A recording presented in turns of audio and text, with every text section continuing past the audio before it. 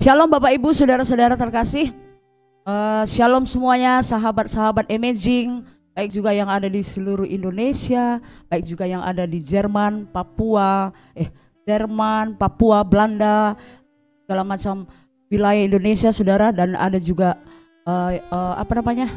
penonton setia dari Malaysia, Hong Kong, saudara. Kiranya Tuhan memberkati kalian semuanya, amin, saudara. Baik saudara, hari ini saudara bersama saya hamba Tuhan yang dikasihi oleh Tuhan, kita akan membahas topik firman Tuhan, yaitu Tuhan menghargai Anda. Tuhan menghargaimu, saudara, amin, saudara. Saya percaya, saudaraku, bahwasanya setiap orang ingin dihargai, saudara. Tidak ada orang yang tidak ingin dihargai. Setiap kita ingin dihargai, kita dikasih kehormatan, saudara, semua orang, saudaraku. Jadi hari ini kita akan lihat, saudaraku, ya, penghargaan apa, nilai apa yang diberikan Tuhan bagi saudara dan saya hari ini. Langsung saja kita baca, mari kita baca Matius 6 ayat 26, saudara. Kita baca Matius 6 ayat 26.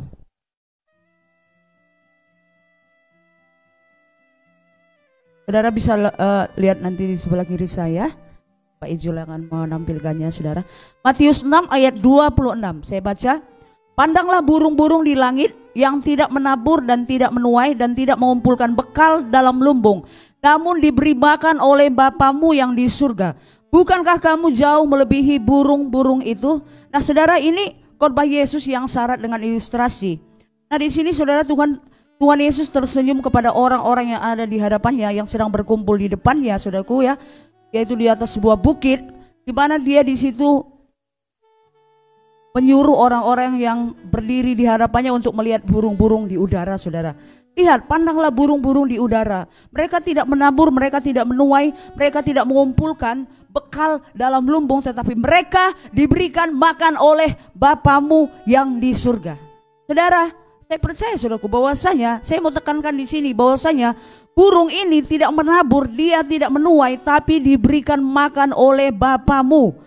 Saudara, apalagi hidup kita, amin. Apalagi saudara dan saya, kita adalah anak-anak yang dikasihi, dan Tuhan pasti memberkati hidup kita, akan mencukupi segala kebutuhan hidup kita. Nah, saudara, saya pernah mengamati burung di depan rumah saya.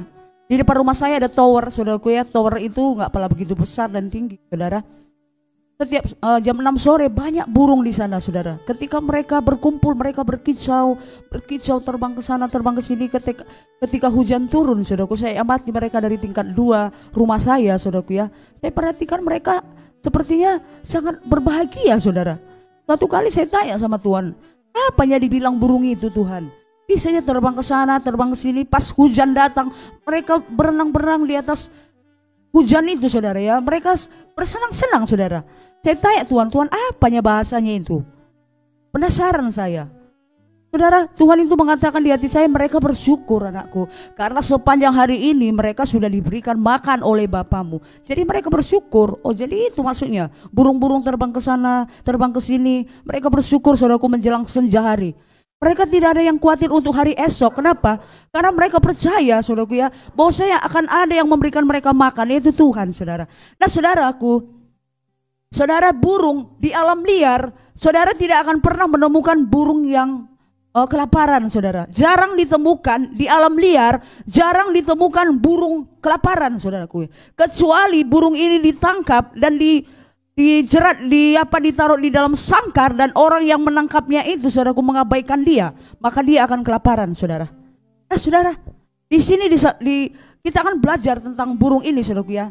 Tapi di sini dikatakan bahwasanya burung itu akan kelaparan ketika dia ditangkap. Siapa yang menangkap burung ini, saudara? Siapa yang menjerat burung ini dan menangkapnya dan membuat dia di dalam sangkar? Adalah pemburu, saudara. Dan pemburu untuk menangkap suatu burung, saudara, dia akan menggunakan jerat, saudaraku. Dan saudara tahu bahwasanya saudara dan saya punya musuh, saudara. Musuh itu adalah setan. Dia akan menggunakan jerat untuk membuat engkau terkurung, saudara.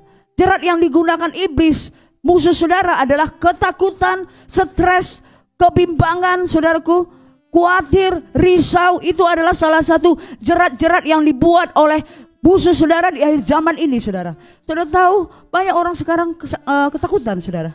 Apalagi virus corona yang belum selesai. Makin banyak, ya, saudaraku, yang jatuh korban. Banyak korban yang jatuh, saudara. Dan orang mulai ketakutan, saudara.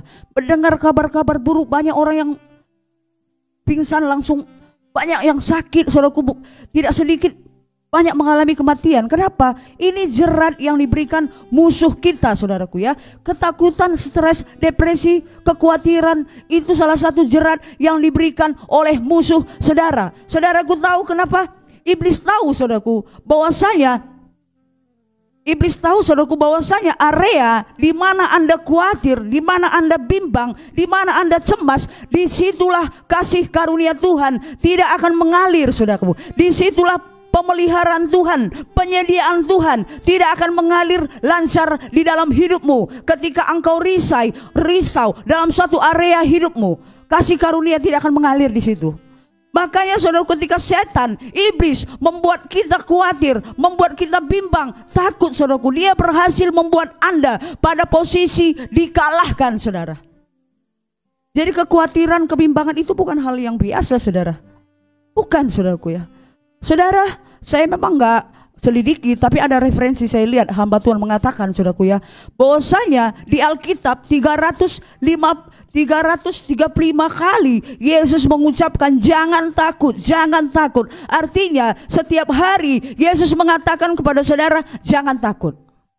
Amin, saudara. Haleluya. Saudaraku, orang percaya dan beriman. Tetapi saudaraku, ketika dia merasa khawatir, dia merasa tertekan, dia merasa cemas, itu adalah orang percaya yang kalah, saudara.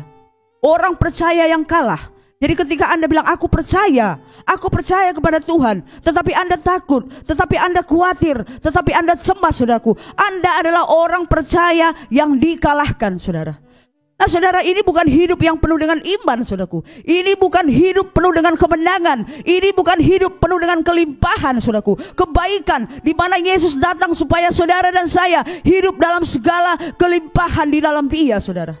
Saudaraku, jangan takut. Amin, saudaraku. Jangan khawatir, jangan cemas, saudaraku ya. Saudara, ketika Anda berada dalam posisi ini, Anda sekarang cemas, Anda khawatir, saudaraku ya.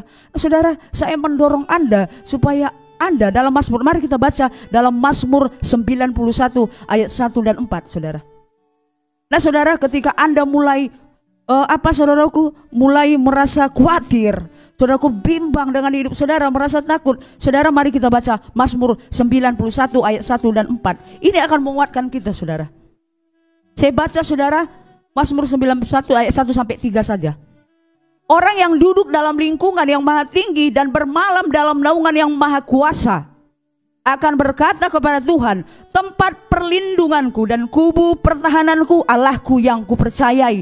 Sungguh Dialah yang akan melepaskan engkau dari jerat penangkap burung, dari penyakit sampar yang busuk. Nah, saudara, ketika Anda gelisah, takut, khawatir, saudara, dalam Mazmur 91 ayat 31 dikatakan, Tuhan berjanji, saudaraku ya, bahwasanya Dia akan melepaskan kita dari jerat penangkap burung, saudaraku. Tuhan berjanji bahkan Dia akan melepaskan saudara dari hal-hal yang buruk, saudara. Salah satu hal buruk itu, Tuhan akan melepaskan saudara dari jerat penangkap burung, jerat-jerat yang dibuat oleh musuh saudara, ketakutan, kebimbangan tadi yang saya sebut tadi, saudara. Hari ini, saudaraku, ketika engkau mengalami ini, hal pertama yang harus kau lakukan adalah datang dan bernaung dalam lindungan Tuhan yang Maha Kuasa. Amin, saudara. Datang sama Tuhan, saudara. Ketika engkau merasa hidupmu kacau hari ini, ketika engkau merasa hidupmu udah hancur hari ini, kembalilah, saudaraku, datang kepada Tuhan. Mari engkau menyatakan bahwasanya Engkau Tuhan kubu pertahananku, Engkau benteng pertahananku, aku tidak takut. Ketika engkau mengalami suatu kegagalan, hari ini engkau mengalami kerugian dalam bisnis saudara, hari ini kembalilah datang kepada Tuhan, mempercayai Tuhan dan mempercayai bahwasanya Dia Tuhan yang akan menolong saudara. Ketika engkau mengalami situasi ini, saudara, kembalilah untuk berlindung dalam lindungan Tuhan yang Maha Kuasa. Haleluya. Bukan hanya berlindung, saudara, tapi Tuhan berkata berdiamlah. Berdiamlah dalam hadirat Tuhan. Ku mau berdiam dalam hadirat-Mu, ku mau bersujud di dekat kaki-Mu. Saudara, bukan hanya kembali berlindung dalam lindungan Tuhan, tapi berdiam, saudara. Kenapa? Ketika Anda berdiam di dalam hadirat Tuhan, nah saudara, di tempat itulah saudaraku akan saudara memperoleh janji Tuhan bahwasanya Dia akan melepaskan engkau dari jerat penangkap burung, dari musuh saudara. Amin. Di tempat itulah Anda akan menerima janji Tuhan. Di tempat itulah Tuhan berjanji bahwasanya Tuhan akan memberikan Anda kemenangan, saudara. Dia akan melepaskan saudara dalam lindungan yang maha tinggi, hadirat Tuhan, saudara. Mari kita berdiam diri, saudara, di hadirat Tuhan. Amin, saudara.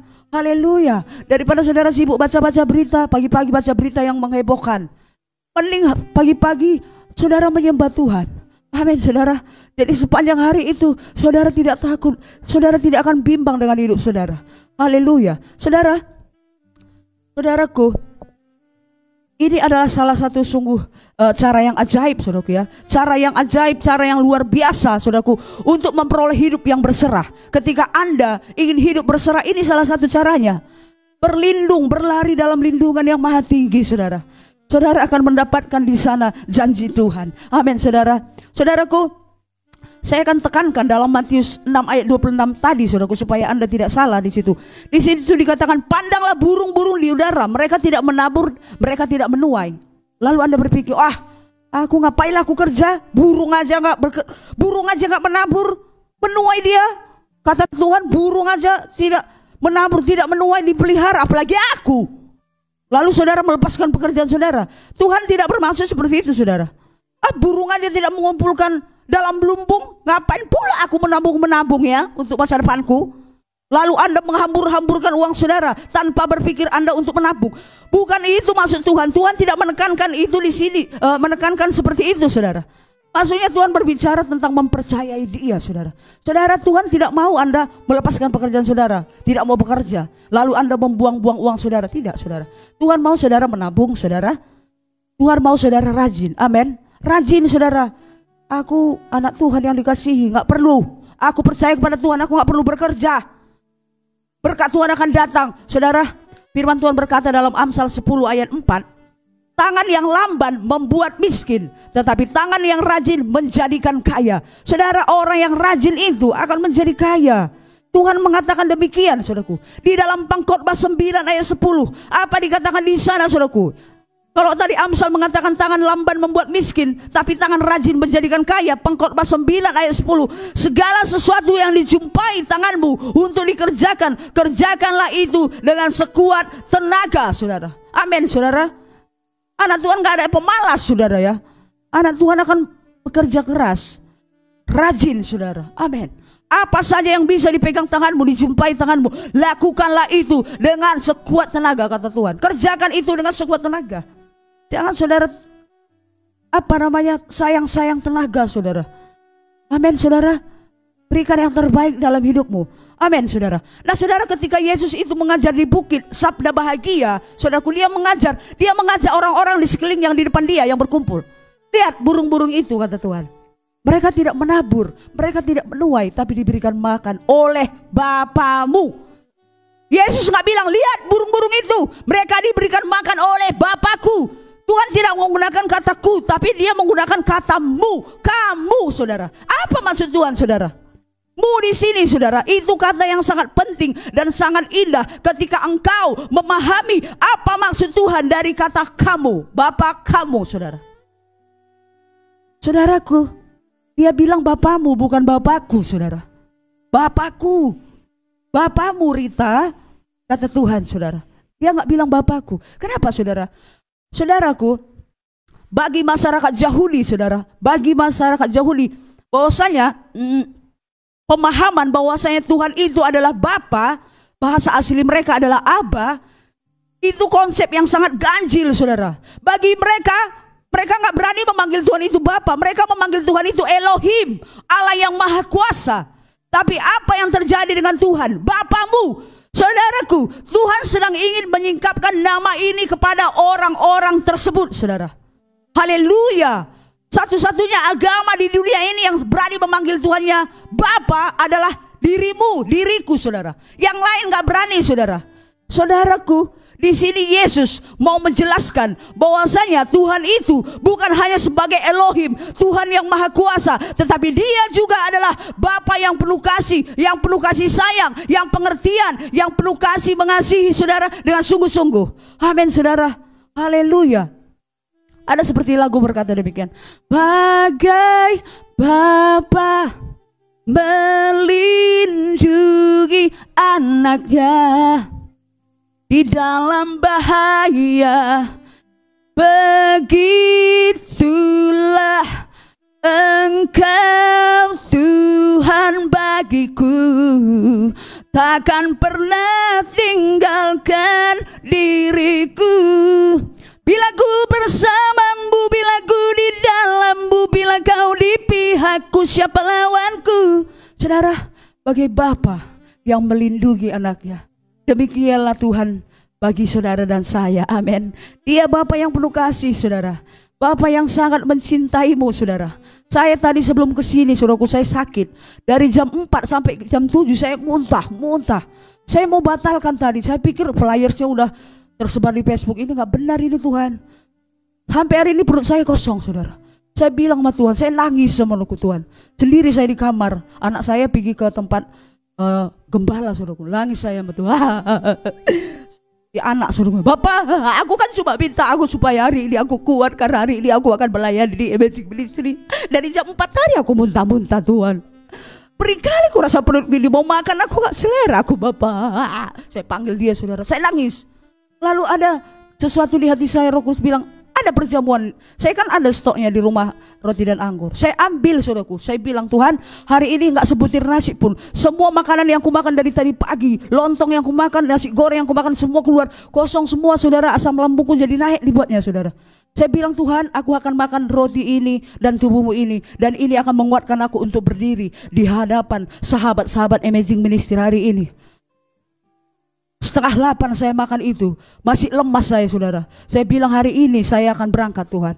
Tidak ada yang bisa menghalangi saya untuk menyampaikan firman-Mu. Ketika saya pun jatuh di situ, aku nggak peduli Tuhan. Yang penting saat aku berdiri, aku kuat. Hari ini saudaraku, saya nggak merasa lapar.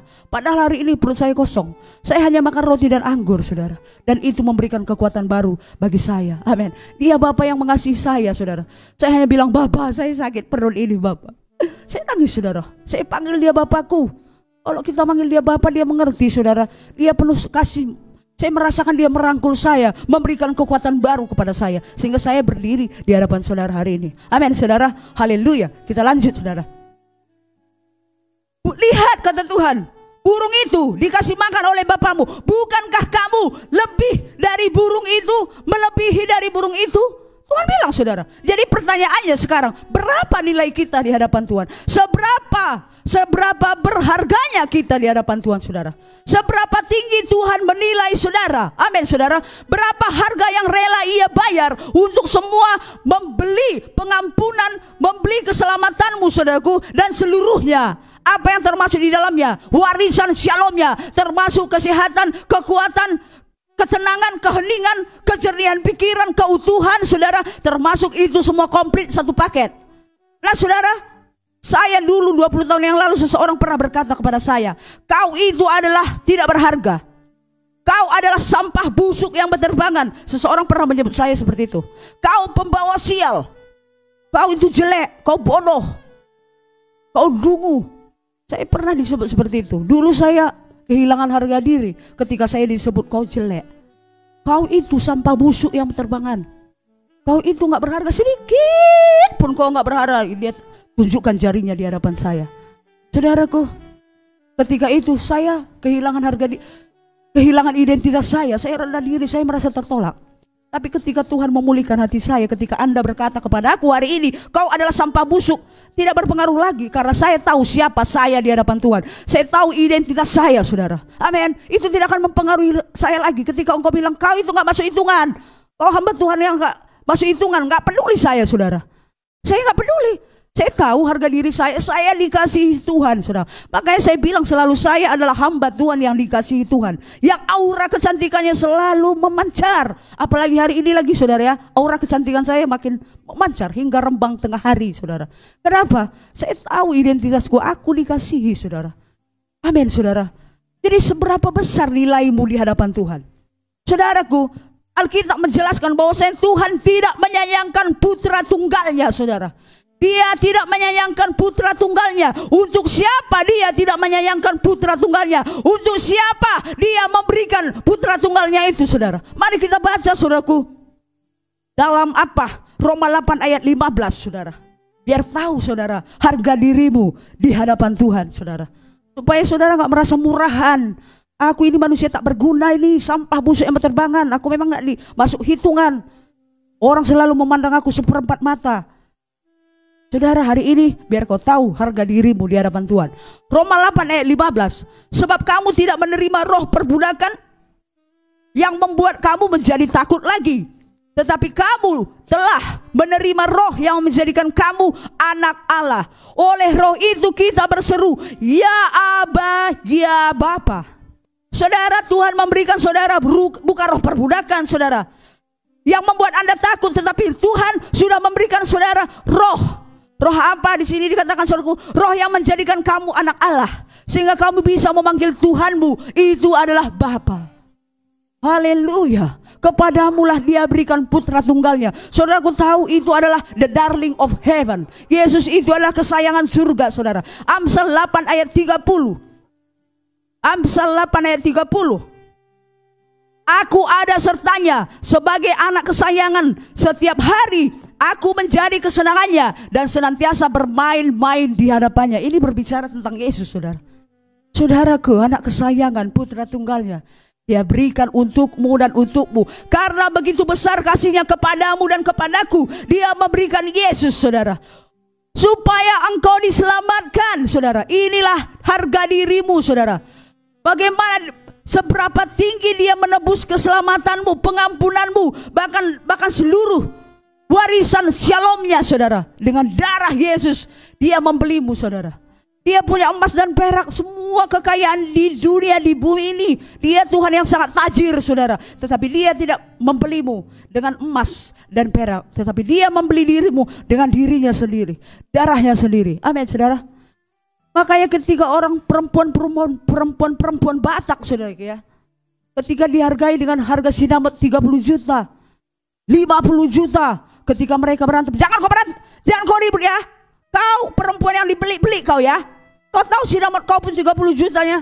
Saudara, ini membuat orang-orang, saudaraku ya, merasa perempuan Batak itu, saudaraku, merasa seperti barang, saudaraku ya. Harganya 30 juta, 20 juta, paling mahal sekarang 60 juta, ya kan? Saudara, hargamu bukan 50 juta, hai perempuan orang Batak. Bukan, nilai dirimu bukan kepada sinamot. Ketika engkau dipinang dengan harga 50 juta, wow, hargaku agak mahal. Ketika kau dipinang dengan 5 juta, oh murah. Tuhan menilaimu itu seharga darah Yesus. Hari ini kau harus tahu itu. Amin, saudara. Engkau bukan barang yang bisa dibeli, saudara. Engkau dibeli dengan darah Yesus. Engkau berharga bagi Tuhan. Amin, saudara. Haleluya, saudara. Sebesar itulah Tuhan menilaimu, saudara. Bapa sangat mengasihimu. Amin, saudaraku. Saya punya anak perempuan, saudaraku. Cuma dia anak saya, semata wayang, saudaraku. Namanya Jole. Jole artinya keribo, bahasa Papua. Sebenarnya nama aslinya Kendana Yedija Ewi. Karena dulu bapaknya bilang jole-jole, rambutnya jole-jole kriwil. Saya sangat mencintai dia, saudara. Saya suka melihat wajahnya, apapun yang ada pada dirinya saya suka. Saudaraku, kalau dibilang mau kau mati sama dia, saya rela mati sama dia, saudara.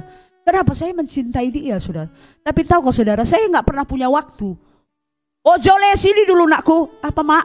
Sini dulu, karena mama mencintaimu. Mama mau menghitung dulu berapa helai rambutmu ini yang jole-jole ini. Enggak sempat saya ngitung itu. Tapi tahu kok, saudara, rambutmu dihitung Tuhan. Amin. Masa sih Ibu Pendeta ada ayatnya, biar kau tahu ya, kau sangat berharga. Matius 10 ayat 30. Mari kita baca. Matius 10 ayat 30. Dan kamu, rambut kepalamu pun terhitung semuanya. Oh, bayangkan, saudara. Jadi jangan bilang Tuhan gak menghitung rambutmu. Rambutku ini dihitung Tuhan. Tebal kali nih rambut saya. Tidak sehelai rambut jatuh pun tanpa seizin Tuhan. Rambutmu yang rontok pun dihitung Tuhan, saudara. Artinya kasih Tuhan detail kepadamu. Detail, saudaraku ya. Kasih Tuhan itu sangat detail kepadamu. Jadi saudaraku, jangan menganggap bahwa saya kasih Tuhan itu umum, saudaraku. Ketika engkau menganggap kasih Tuhan itu umum, saudara, sama seperti Tuhan memberikan matahari kepada orang baik dan kepada orang jahat. Ketika engkau menganggap bahwa saya kasih Tuhan itu bersifat umum, maka engkau akan gagal memahami dampak kasihnya kepadamu. Kasihnya yang tidak pernah gagal itu, saudara. Engkau akan gagal memahami dampak kasihnya, saudara. Ketika engkau menganggap kasih Tuhan, oh iya, Tuhan mengasihi semua orang. Saya tahu itu, Ibu Pendeta. Ketika kau menganggap seperti itu, saudaraku, engkau gagal, saudaraku ya, mengenali dampak kasih Tuhan kepadamu. Anda harus bisa mempersonalisasikan kasih Tuhan kepadamu. Saudara, ada 12 murid Tuhan Yesus. Satu-satunya murid yang selalu mengatakan, murid yang dikasihi itu siapa, saudara? Yohanes. Apa memang karena Yesus lebih mengasihi Yohanes? Enggak.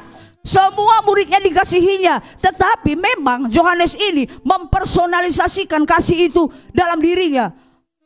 Maka murid yang dikasihi itu, dia menyatakan dia dikasihi, saudara. Anda juga katakan, saya penjual asoy plastik yang dikasihi. Saya berbeda, saudara. Ya, saya berbeda. Saudara adalah supir Grab Food yang dikasihi. Saudara tukang botot yang dikasihi, tukang bakso yang dikasihi. Ucapkan itu. Ya kan, saya ada tukang pangkas yang dikasihi. Saudara akan merasakan dampak kasih Tuhan itu. Personalisasikan itu. Saudara ketika Anda melihat murid-murid Yesus semuanya, cuman Yohanes ini yang mati tua. Lainnya mati digergaji, saudara. Mati dilaga dengan binatang. Mati disalib terbalik. Kayak Petrus mati disalib terbalik. Yohanes digoreng dia di belakang, saudara. Ada yang dilaga dengan singa, dilempari dengan batu. Satu-satunya murid yang mati tua adalah Yohanes. Bahkan dialah yang menulis kitab Wahyu, saudara. Saudara, personalisasikanlah dirimu. Bahwasanya kau dikasihi. Amin. Saya dikasihi. Saya adalah hamba Tuhan yang sangat dikasihi oleh Tuhan.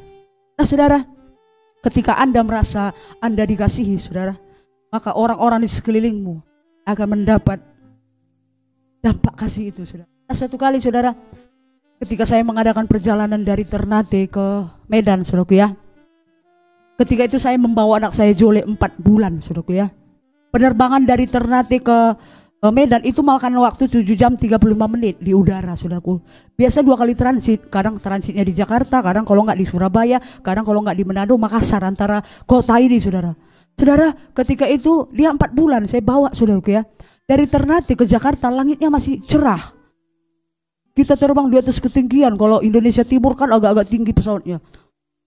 Aman-aman saja, saudaraku ya. Perbedaan 2 jam. Akhirnya tiba di Jakarta. Sampai di Jakarta kita transit, saudaraku ya.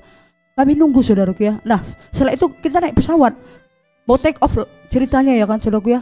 Mau meninggalkan landasan. Sebelum meninggalkan landasan, seseorang pramugari mendatangi saya. Dia bawa berkas seperti ini, saudaraku. Ibu Kenana, iya. Oh, ini nama anak ibu, Kenana Yerija, iya. Tolong Bu ditandatangani, katanya, saudara ya. Apa? Saya bilang. Saya duduk dekat jendela. Apa ini Bu? Asuransi kematian. Palak kali saya sudah mau kutumbui pula pramugarinya di situ. Apa pun? Aku gak pernah berharap terbang untuk tenggelam. Apa pula lah si pramugari ini asuransi kematian anakku. Betul, saya lihat wajahnya lama. Harus. Ya, supaya terdata nanti bahwa saya anak ibu termasuk salah satu penumpang. Kita tidak mendoakan apa-apa Bu, tapi dia terdata nanti supaya dapat asuransi. Mati kami bertiga sama siapa pula asuransi umat. Dalam balas ini tegang. Udah, mana? Tapi udah kesal saya, saudaraku. Aduh, pengalamanku pagi ini kok jadi ada bertemu dengan pramugari yang seperti ini ya, saya pikir. Apa yang terjadi? Tanda tangan. Diam. Apa yang terjadi? Ketika terbang, saudaraku, menuki sampai pesawatnya ngambil posisi sejajar seperti rumah ini. Apa yang terjadi? Masih 25 menit di udara, langsunglah. Apa yang terjadi? Seperti si pramugari tadi ya kan? Terjadilah pesawat ini begini. Seumur hidupku itu adalah penerbangan saya yang ke-19 kali. Saya kalau naik pesawat saya hitung. Aku bukan sombong, saudaraku ya. Ada yang lebih hebat dari saya 100 kali naik pesawat. Cuman saya suka ngitung berkat Tuhan. Oh, ini penerbangan saya yang ke-19. Wah, saya hitung, saudaraku. Apa yang terjadi ketika di udara antara Jakarta Medan? Saya kan dekat jendela. Rupanya hujan petir menyambar-nyambar saudaraku ya. Untuk pertama kali saya lihat hidup saya memang di udara ini ada seperti awan gelap kali. Saya bilang itu hutan awan. Kenapa saya bilang? Masuklah pesawat ini ke dalam saudaraku. Apapun gak nampak, saya pikir nih, bisalah ditengok pilotnya ini Tuhan, aku aja gak lihat, gelap kali saudaraku. Tahu sepanjang perjalanan apa? 1,5 jam kami berada, pesawat itu gini-gini saudaraku. Oh my goodness, kapan ini berhentinya Tuhan? Kulihat anakku Jole, apa akan terjadi seperti dua pramugari ini Tuhan? Semua orang udah menjerit, ya Allah, mereka menyebut nama Allahnya masing-masing. Di sebelah saya kan dekat jendela, suami saya, dan ada seorang pemuda, dia bawa Al-Quran, bacanya ayat-ayat kursi Al-Quran. Ya Allah, subhanallah, tak hafal ayat Al-Quran. Saya lihat dia, semua orang udah menjerit, ketakutan. Karena pesawatnya lalap begini, aku pun ketakutan. Pramugarinya bilang gini, kepada penumpang kami, supaya menggunakan seatbelt, apa namanya tuh? Pengaman, dan jangan ada yang ke kamar mandi karena kita memasuki cuaca yang sangat buruk katanya. Suami saya yang jarang berdoa, saudaraku ya, berdoa dia saudaraku, dilipatnya tangannya menetesan air matanya. Saya lihat artinya saya lebih rohani dari suami saya. Dia berdoa saudaraku, dia menangis ketakutan dia. Saudaraku, apa yang terjadi? Saya melihat sekeliling saya semua udah ketakutan, pesawatnya masih terus gini berguncang. Apa yang saya lakukan ini Tuhan? Saya lihat di bawah laut. Langsung saya bilang, Tuhan, aku tidak mau mati di laut itu Tuhan, gak terhormat Tuhan dimakan ikan pula, aku gak mau aku. Oh Tuhan, aku bawa pula wajah si Jole, senyum pula dia. Dia tidak tahu kami berada dalam apa Tuhan. Udah menangis saya, udah ketakutan juga saya saudaraku ya. Ternyata hamba Tuhan yang luar biasa pun ketika mau menghadapi ketakutan, mau kencing di celana saya asli saudara. Saya lihat wajahku, kenapa kau senyum aku? Dia gak tahu saya mulai ketakutan saudara. Saya berdoa sama Tuhan, Tuhan, saya tidak mau mati di laut itu Tuhan. Aku gak mau mati dimakan ikan, apalagi mayatnya gak nampak lagi. Ngeri kali itu Tuhan, gak akan ada yang selamat. Akhirnya saya bernyanyi saudaraku, semua orang berdoa, saya bernyanyi. Lagu saya saat itu saya ingat, ku yakin kau hadir di sini, ku rasakan kuasa yang tak terbatas. Ku yakin kau nyata di sini, kemenangan terjadi di sini. Saya bilang sama Tuhan, Tuhan, aku adalah anak yang kau kasihi. Lihat itu Paulus Tuhan, waktu dia menginjil kapalnya mau tenggelam, kau selamatkan gara-gara dia ada di sini. Hari ini pun aku kan ada di sini Tuhan. Kau selamatkan kami karena aku ada di sini. Kirimkan 2 malaikatmu Tuhan untuk menatang kedua sayap pesawat ini Tuhan. Saya mulai nangis saudaraku. Yang tadinya saya pelan bernyanyi, kuat saya bernyanyi. Ku yakin kau hadir di sini. Saya nggak peduli lagi orang-orang yang di pesawat itu, karena orang itu pun sibuk berdoa kepada Tuhan masing-masing. Ku rasakan kuasa yang tak terbatas. Ku yakin kau nyata di sini, kemenangan terjadi di sini. Sambil saya menangis, puluhan kali lagu ini saya nyanyikan, puluhan kali saudara. Saudaraku, apa yang terjadi saudaraku? Saya memang gak lihat dengan mataku, tapi kurasa memang malaikat dikirim Tuhan untuk menatang pesawat itu, melewati hutan badai itu saudaraku ya, hutan awan yang gelap itu. Sampai udah mau selesai, mau sampai di Kuala Namu baru cerah, cuacanya bagus. Lalu saudara, mulailah saudara ya kan, keluar dari hutan awan itu. Pramugarinya mengatakan, kita sudah keluar dari cuaca yang buruk dan sebentar lagi kita akan sampai di Bandara Internasional Kuala Namu katanya. Bayangin saudaraku, 1,5 jam awak di atas pesawat itu, mengerikan sekali saudara ya. Tapi itulah saudara, karena saya pikir aku anak yang dikasihi, aku hambamu yang kau kasihi Tuhan. Ketika aku ada di pesawat ini, mereka ini juga selamat Tuhan. Aku percaya Tuhan, aku akan tiba di Kuala Namu dengan selamat dalam nama Yesus. Berdoa saudaraku ya, kita tiba di Kuala Namu, kami bertiga suamiku berpelukan saudaraku ya. Foto-foto lah kita, foto kita Pak, ini kan ajaib saudara ya. Saudara, ketika Anda mempersonalisasikan dirimu adalah anak yang dikasihi, engkau tidak akan takut. Amin saudaraku. Sebab Tuhan akan terus menatang hidupmu. Haleluya saudara. Jangan biarkan saudaraku bahwasanya luka masa lalumu itu untuk menghalangi Anda berserah kepada Tuhan. Amin, saudaraku. Jangan biarkan, saudaraku. Jangan biarkan itu. Kasihnya kepada Anda sangat detail, saudaraku ya. Jangan biarkan itu. Ketika kita masih kecil, memang saudaraku ya, ketika kita masih kecil, kita gampang sekali percaya kepada Tuhan. Tetapi ketika kita sudah beranjak dewasa, tapi karena kita digempur oleh pengalaman-pengalaman pahit dalam hidup kita, ketakutan dalam hidup kita, sehingga kita mudah sekali, tidak gampang kita untuk percaya kepada Tuhan. Sehingga apa? Kita menggenggam kepahitan kita. Kita genggam kemarahan kita. Kita genggam dendam kita. Kebencian kita genggam di dalam erat dalam diri kita. Sehingga ini akan menghancurkan saudara dari dalam, saudaraku. Nah saudara, lepaskan itu. Kepahitanmu. Apa saudaraku? Pengalaman burukmu.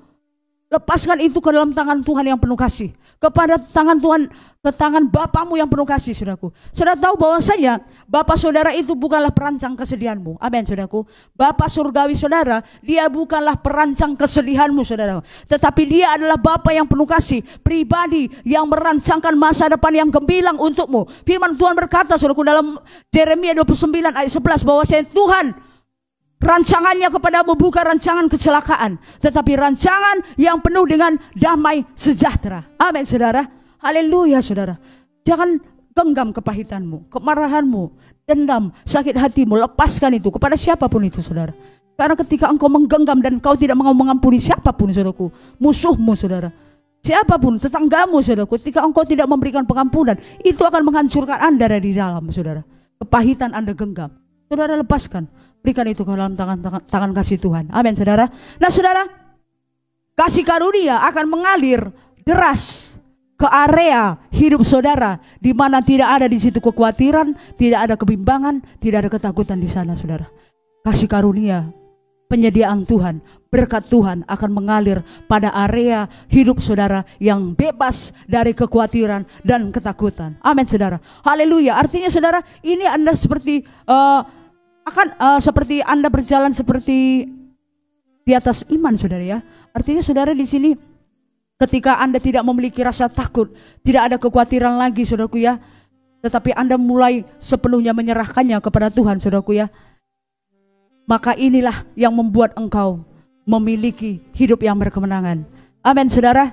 Haleluya, saudaraku. Saya tahu, saudara, mungkin engkau berkata, kau nggak tahu kok pendeta masalahku. Makanya kau bilang aja, jangan takut, jangan takut. Kau nggak tahu masalahku, betapa beratnya hidupku, kepahitan hidupku. Saudara, mungkin saya tidak tahu masalah saudara, tapi saya tahu, saudaraku, bahwasanya hidup itu kadang menyesakkan. Saya tahu hidup ini kadang menyesakkan, saudaraku. Sekalipun kita sudah bekerja keras, mungkin harapan saudara tidak tercapai. Lalu Anda mulai bertanya, mengapa? Mengapa? Sama seperti Daud. Berapa lama lagi Tuhan kau melupakanku terus menerus?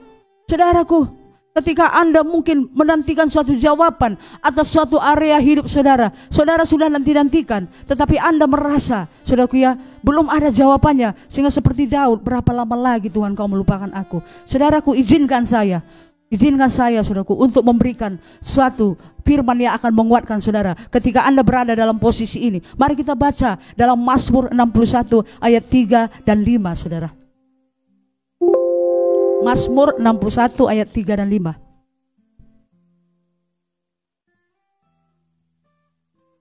Di sini dikatakan, saudara, dari ujung bumi aku berseru kepadamu, karena hatiku lemah lesu. Tuntunlah aku ke gunung batu yang terlalu tinggi bagiku. Sungguh engkau telah menjadi tempat perlindunganku, menara yang kuat terhadap musuh. Biarlah aku menumpang di dalam kemahmu selama-lamanya, saudara. Nah, ketika keadaan Anda seperti ini, saudaraku, mungkin keadaan Anda tergoyah, saudaraku ya. Saudaraku tahu, sekalipun mungkin keadaan Anda goyah, saudaraku, tetapi ketahuilah bahwasanya Anda memiliki gunung batu yang tidak bisa tergoyahkan. Amin. Saudara memiliki gunung batu yang tidak bisa tergoyahkan, lebih tinggi dari saudara. Amin, saudaraku. Saudara memiliki, saudaraku, menara yang kuat, kota perlindungan saudara, namanya adalah Yesus.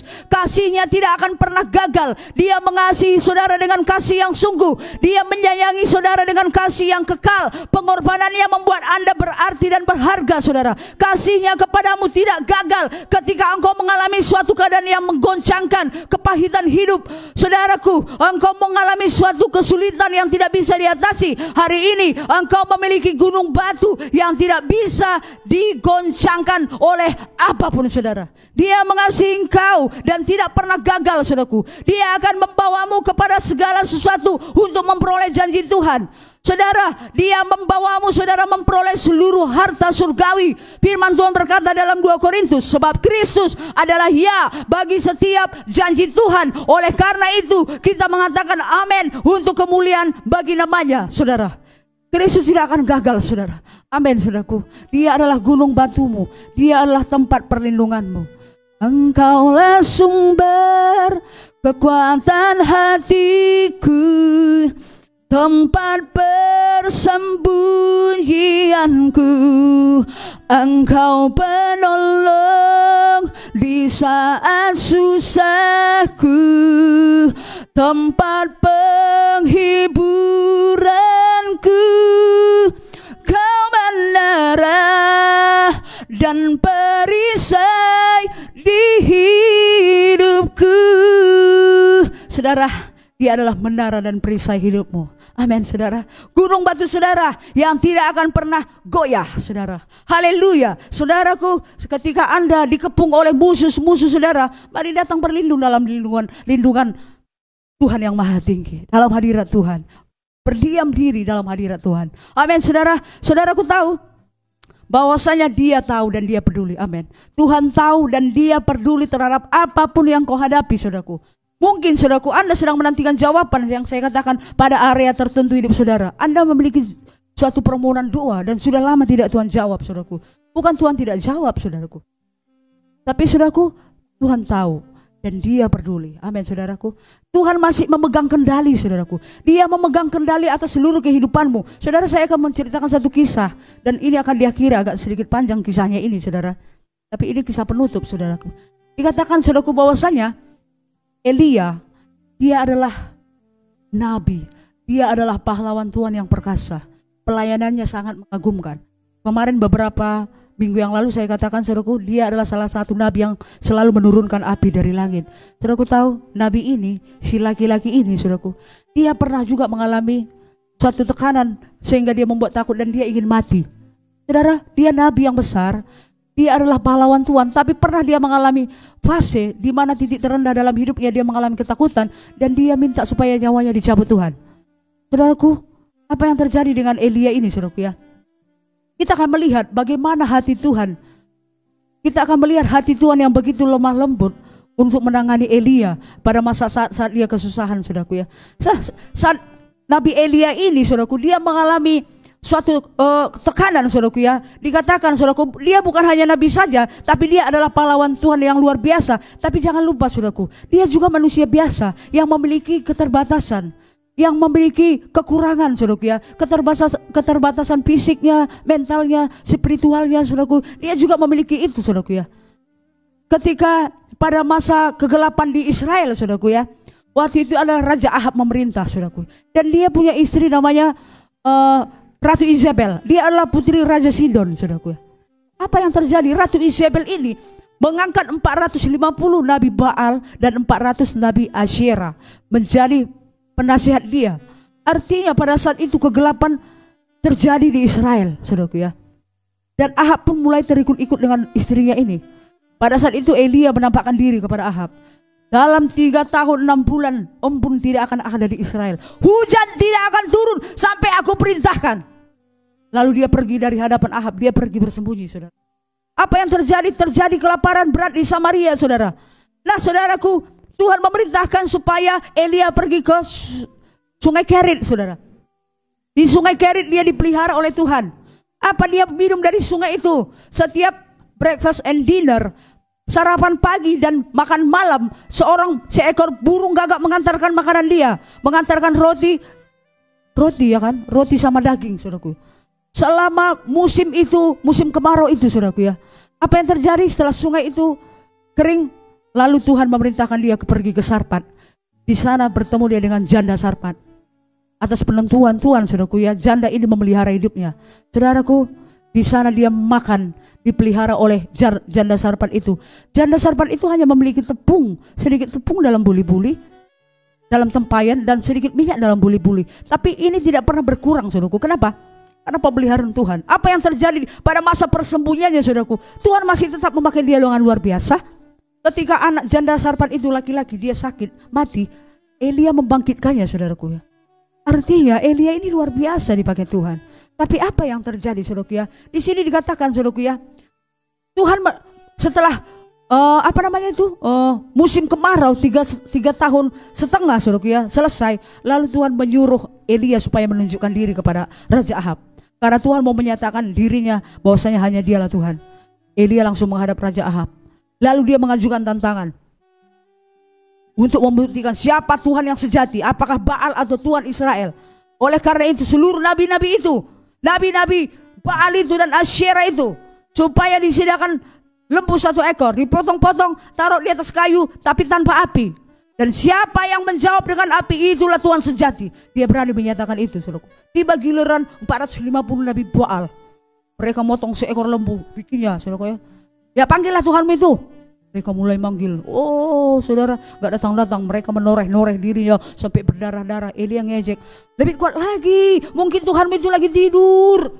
Panggil lebih kuat. Oh mereka kerasukan, saudara. Gak ada api datang. Tiba giliran Elia, apa yang terjadi?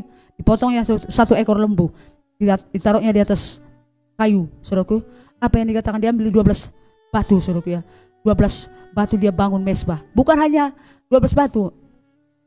Tuangkan 12 buyung air ke ke korban petang itu, saudaraku. Dituangkan 12 ember, saudaraku ya.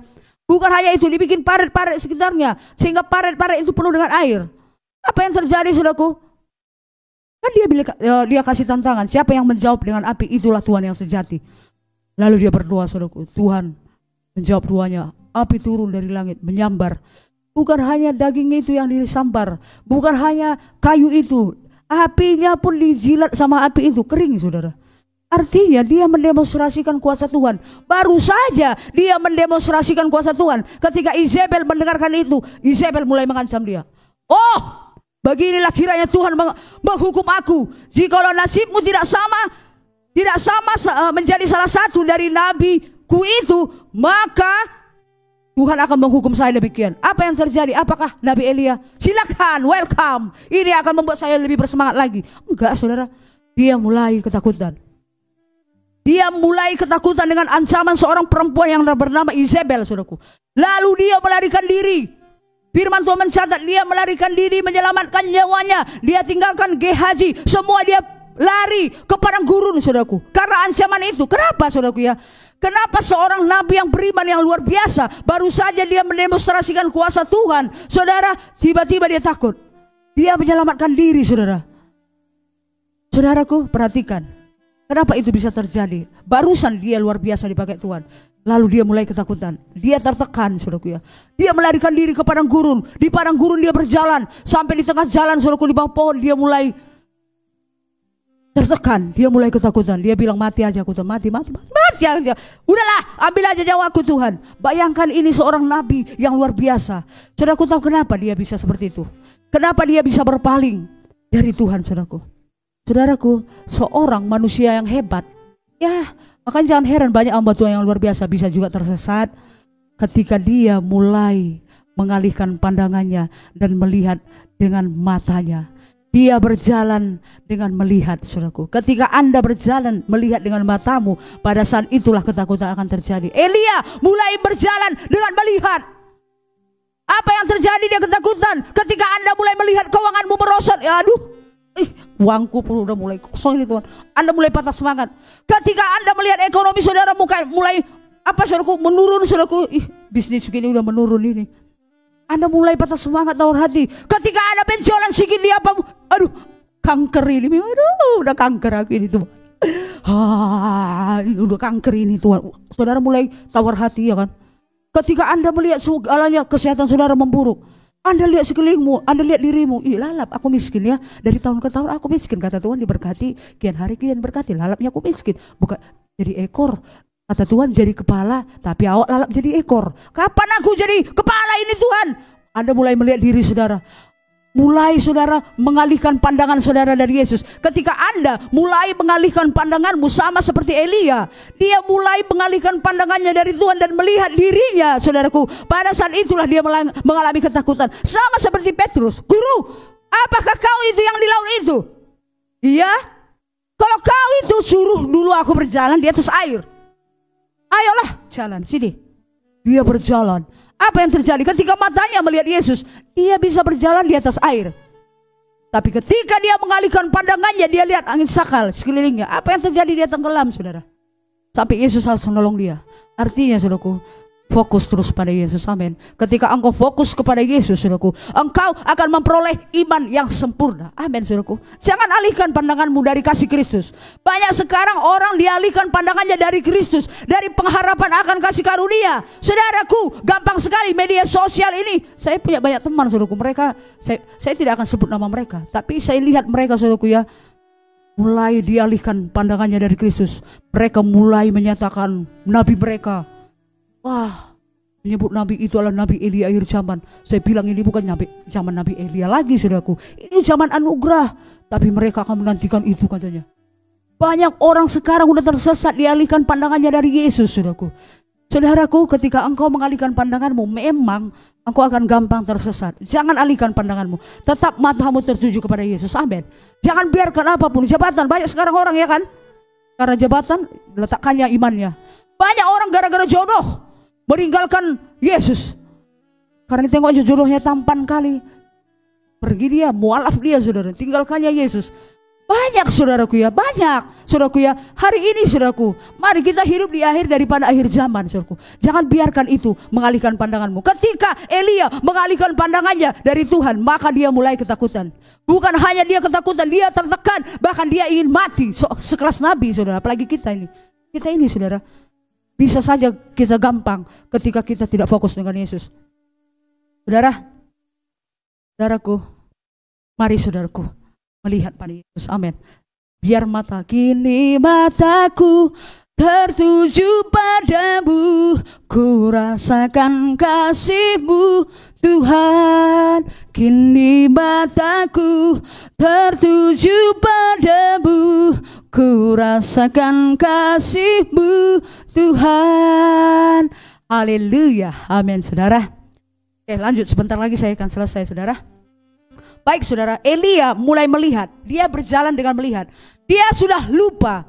Dia mulai lupa, saudaraku. Apa yang dia lupakan, saudaraku? Ketika orang sudah berjalan melihat dengan dirinya, melihat dengan matanya, dengan sekelilingnya, dia akan mulai lupa tentang kebaikan Tuhan. Elia sudah mulai lupa bagaimana Tuhan memelihara dia di sungai Kerit, saudara. Elia sudah lupa bagaimana burung gagak memelihara dia 2 kali breakfast and dinner. Burung gagak ini burung yang paling rakus, tapi setiap pagi dan malam dia mengantarkan roti panggang dan daging kepada Elia. Elia sudah mulai lupa kepada janda Sarfat yang memelihara dia.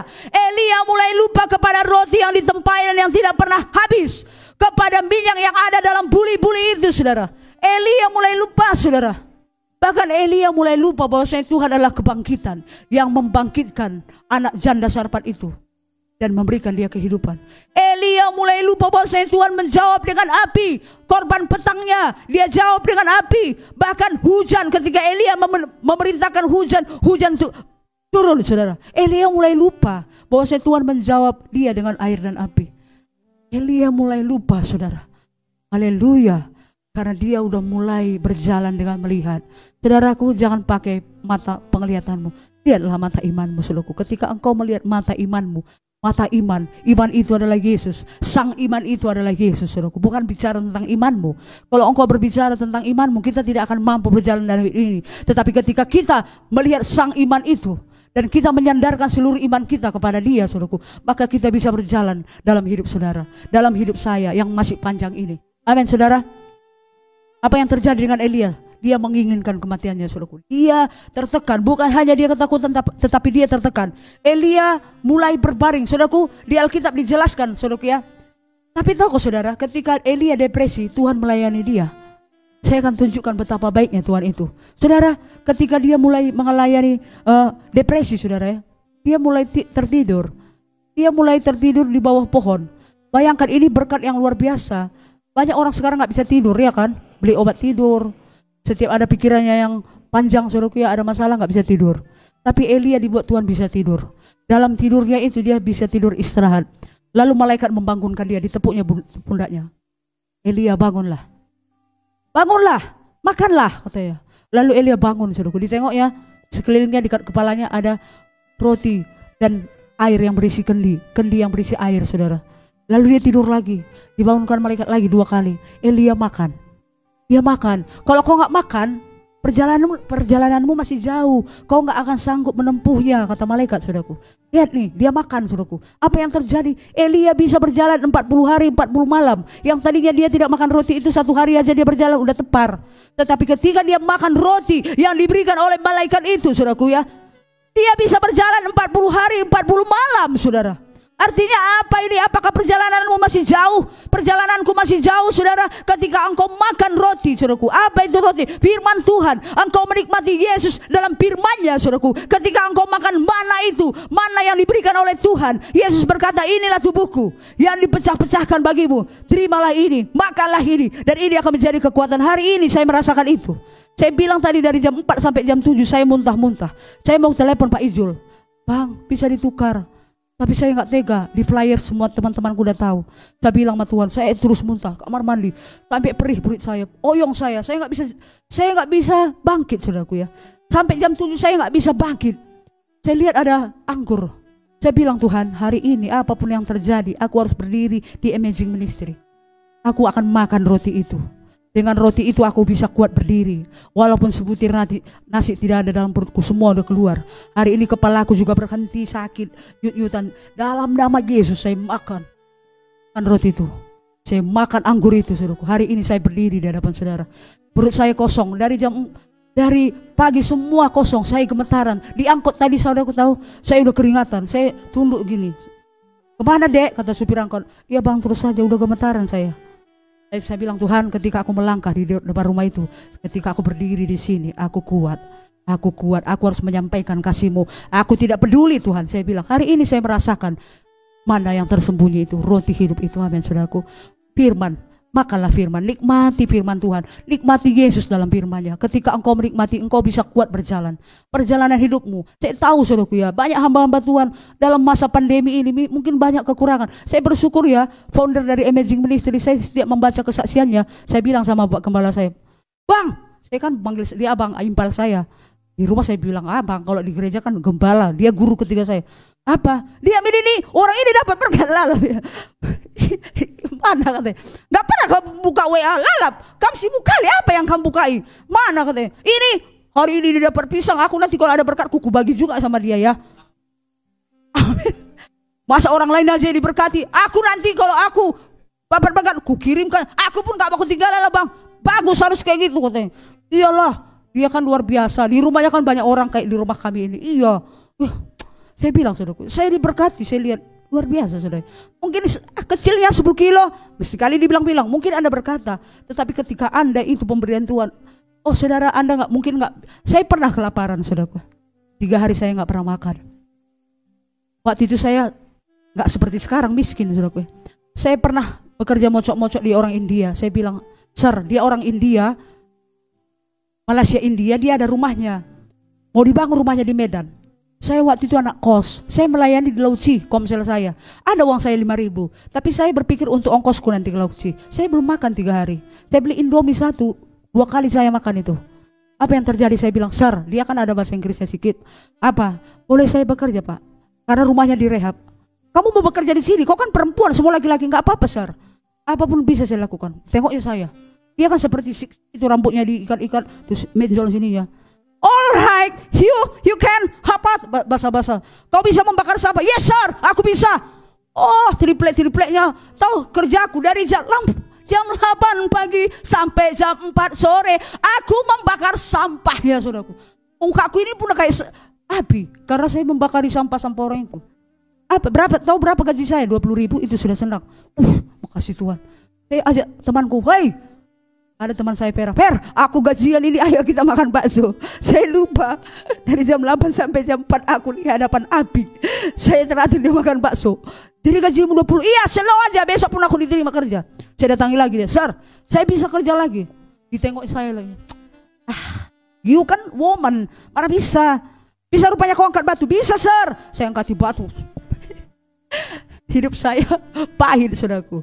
Saya tahu, saudaraku. Akhirnya dia nggak tega. Sudahlah, saya pecat kamu, katanya. Bukan karena saya malas. Dia nggak tega melihat saya. Kasihlah kerja saya, sir. Mau kau nyuci bajuku 1 ember? Mau, sir. Saya cuci bajunya 15.000 aku dikasih. Besoknya lalap aku datang sama dia. Sir, kasihlah aku kerja. Aku udah bikin lamaranku ke sana kemarin nggak diterima. Dunia ini kenapa nggak menerima aku ya Tuhan? Memang aku sampah. Ya enggak? Sampai gini pula saya rasa ya. Aku masukkan lamaranku nggak dibacanya pun nggak diterima. Jadi aku jadi apanya ini Tuhan? Jadi hamba Tuhan dibilang masih separuh kalinya. Hamba Tuhan nggak diakui. Cuma komselnya aku punya. Aduh, apanya masuk rencanamu ini Tuhan? Makan pun aku udah 3 hari nggak makan Tuhan. Aku bilang. Akhirnya apa yang terjadi saudara? You mau membersihkan WC, water close? Yes sir. Saya gosok WC-nya itu bersih. Rapikan tempat tidur saya. Oke sir. Saya mandikan. Saya rapikan bersih. 15.000. Saudaraku, hidup saya lakukan. 3 hari saya kelaparan. Apa yang terjadi? Waktu itu saudaraku ya. Setelah rumahnya udah selesai, saya nggak diterima lagi bekerja ya kan. Saya kelaparan. Tuhan, uangku tinggal 5.000 ini. Tapi kalau aku beli nanti Indomie, aku nggak bisa melayani ke Lauci. Di sana komselku Tuhan, di Nama Bintang. Apa yang terjadi? Saya tahankan, saya berpuasa bukan karena rohani kali aku berpuasa, karena nggak ada makanan. Hari yang ketiga nggak sanggup lagi saya saudaraku. Saya ada di loteng, di rumah India saya ngekos di situ. Banyak dewa-dewanya di belakang situ, nggak peduli saya. Saking laparnya saya berjalan nggak sanggup lagi. Saya turun tangga sambil nggak berdiri lagi saudaraku. Saking laparnya saya merangkak saudaraku ya. Saya ke depan pintu, saya bilang gini, saya gini semua. Tuhan, aku udah lapar kali aku Tuhan. Kasihlah aku makan Tuhan. Kayak gitu aku berdoa kan. Aku orangnya kan gitu berdoa. Elia burung gagak pun kau antar. Memang sekarang gak ada burung gagak. Kan aneh kalau burung gagak ngantarkan aku makanan. Tapi kau kan siapapun bisa kau suruhkan. Udah lapar aku Tuhan.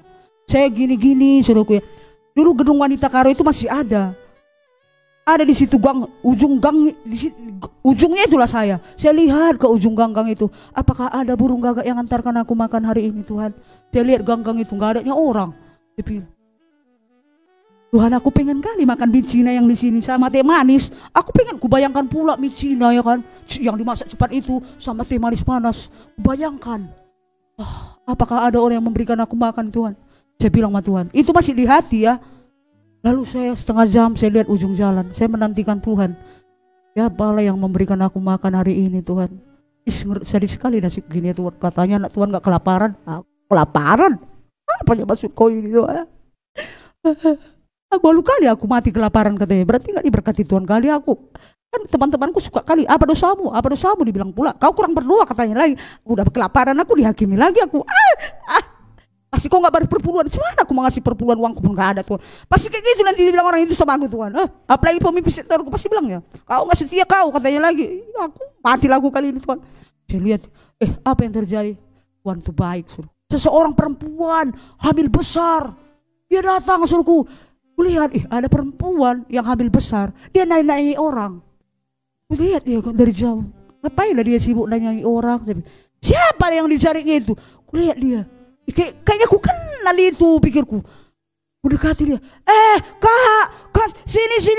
Kakak mau kemana? Oh iya, aku sebenarnya mau ke Percut. Tapi di tengah jalan dibilang Tuhan sama aku, turun kau di gedung wanita Karo ini.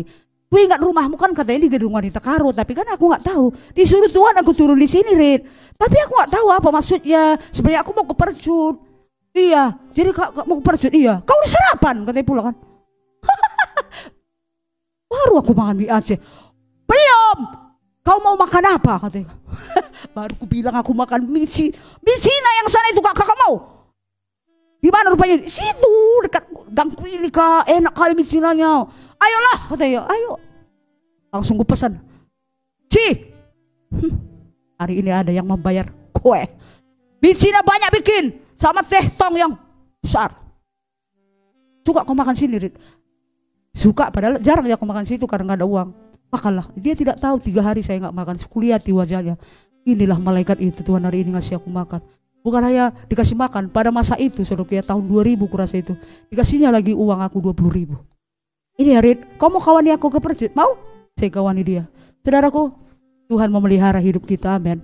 Jadi ketika saya baca Pak Izul, pisang pun dikasih, siapa yang ngasih pisang ini? Tapi gak pernah disebut namanya, bagus-bagus.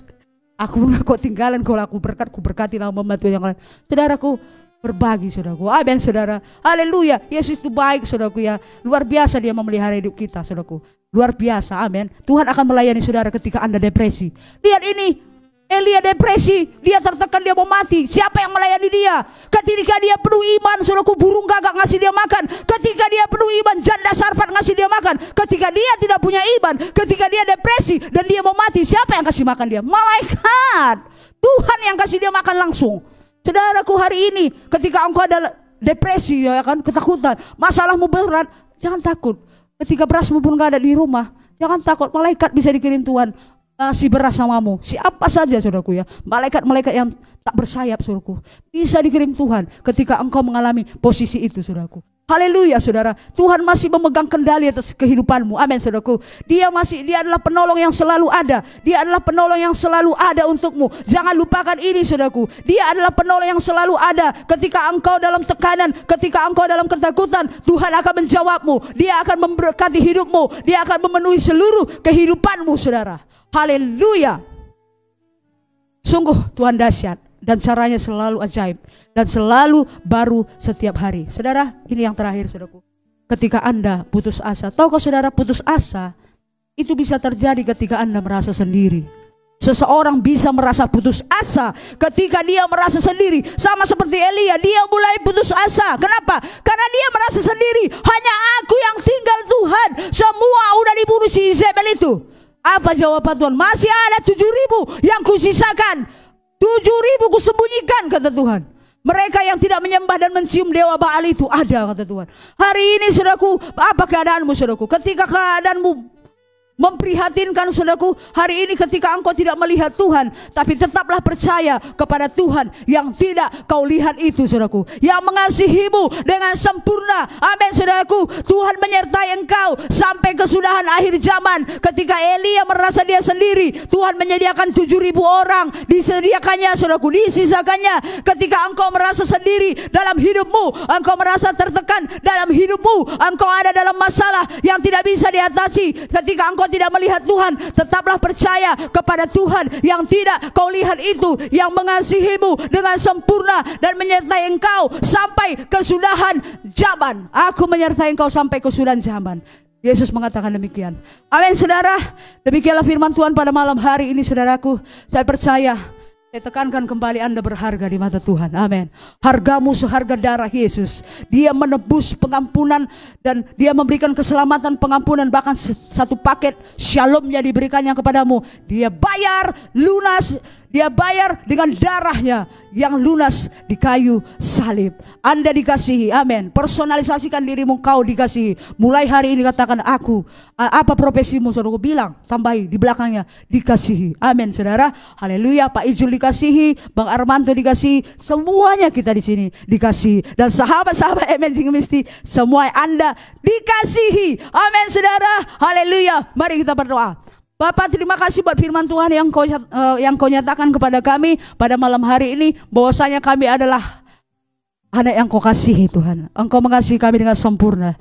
Terima kasih karena Engkau membayar keselamatan kami, pengampunan kami dengan darah-Mu yang mahal. Terima kasih, terpujilah nama-Mu. Diberkatilah seluruh sahabat-sahabat Amazing Ministry dimanapun mereka berada, dalam perlindungan kasih-Mu Tuhan. Engkau menjangkau mereka dengan kasih-Mu. Engkau menyatakan kasih-Mu secara detail kepada mereka, supaya mereka merasakan dampak kasih-Mu. Terima kasih buat Amazing Ministry ini Tuhan. Engkau berkati program cakap-cakap tentang Tuhan ini, berkati foundernya dan orang-orang yang terlibat di dalamnya. Tuhan, Engkau terus memelihara hidup mereka melimpah-limpah Tuhan. Dalam nama Yesus, jikalau Tuhan sudah memulai pekerjaan yang baik, maka Tuhan akan melanjutkannya dan meneruskannya. Di dalam Yesus kami bersyukur dan berdoa. Haleluya. Amin. Shalom saudara. Demikianlah firman Tuhan pada hari ini. Sampai ketemu di lain waktu. Tuhan Yesus memberkati kita semuanya. Amin.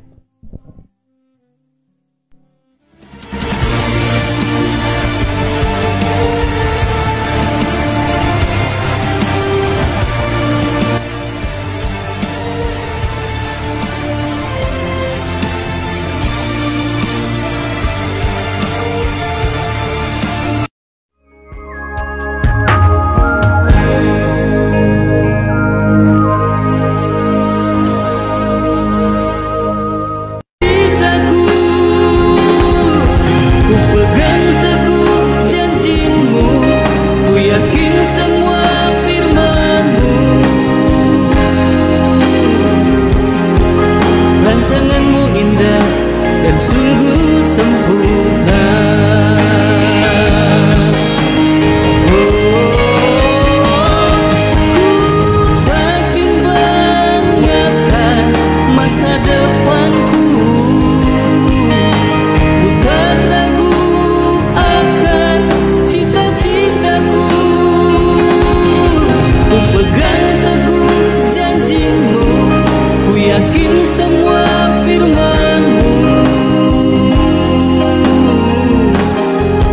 Rancanganmu indah dan sungguh sempurna.